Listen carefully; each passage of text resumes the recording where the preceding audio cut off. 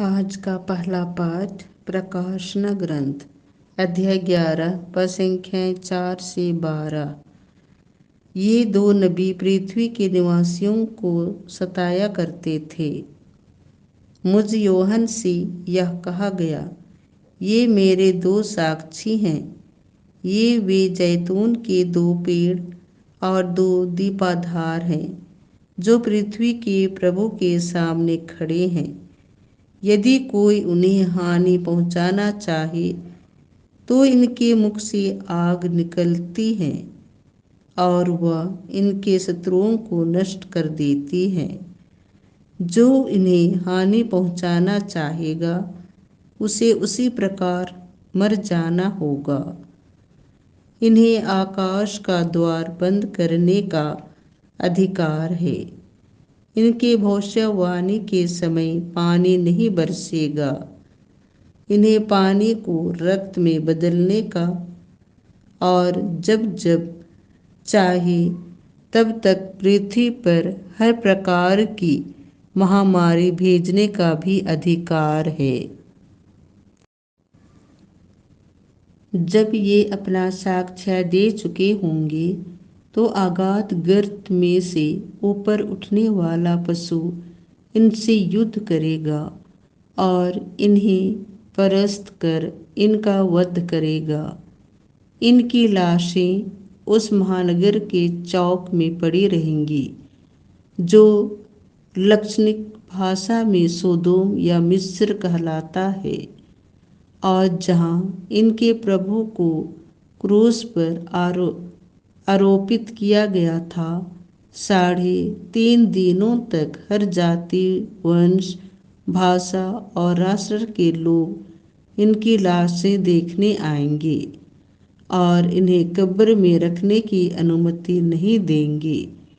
पृथ्वी के निवासी इनके कारण उल्लासित होकर आनंद मनाएंगे और एक दूसरे को उपहार देंगे, क्योंकि ये दो नबी पृथ्वी के निवासियों को सताया करते थे।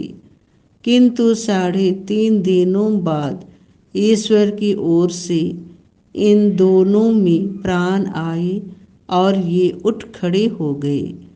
तब सब देखने वालों पर आतंक छा गया।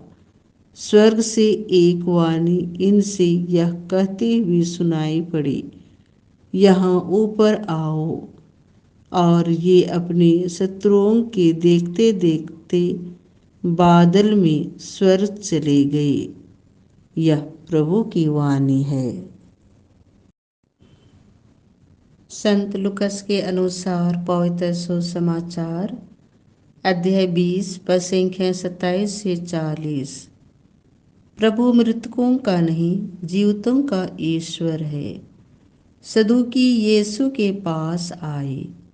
उनकी धारणा है कि मृतकों का पुनरुत्थान नहीं होता। उन्होंने यीशु के सामने यह प्रश्न रखा, गुरुवर, मूसा ने हमारे लिए यह नियम बनाया है, यदि किसी का भाई अपनी पत्नी के रहते निसंतान मर जाए तो वह अपने भाई की विधवा को विवाह कर अपने भाई के लिए संतान उत्पन्न करे। 7 भाई थे। पहले ने विवाह किया और वह निसंतान मर गया।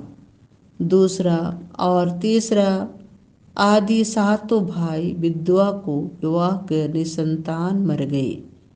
अंत में वह स्त्री भी मर गई। अब पुनरुत्थान में वह किसकी पत्नी होगी?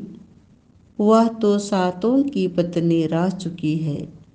यीशु ने उनसे कहा, इस लोक में पुरुष विवाह करते हैं और स्त्रियां विवाह में दी जाती हैं, परंतु जो परलोक तथा मृतकों के पुनरुत्थान के योग्य पाए जाते हैं, उन लोगों में ना तो पुरुष विवाह करते हैं और न स्त्रियां विवाह में दी जाती हैं।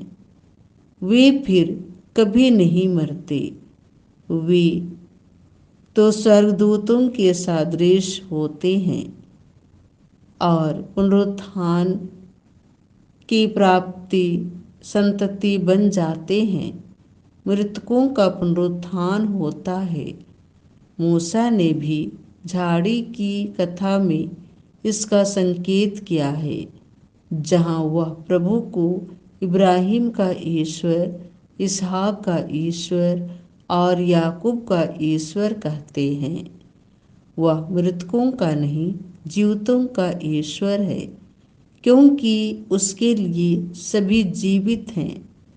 इस पर कुछ शास्त्रियों ने उनसे कहा, गुरुवर, आपने ठीक ही कहा। इसके बाद उन्हें यीशु से और कोई दूसरा प्रश्न का पूछने का साहस नहीं हुआ। यह प्रभु का सुसमाचार है।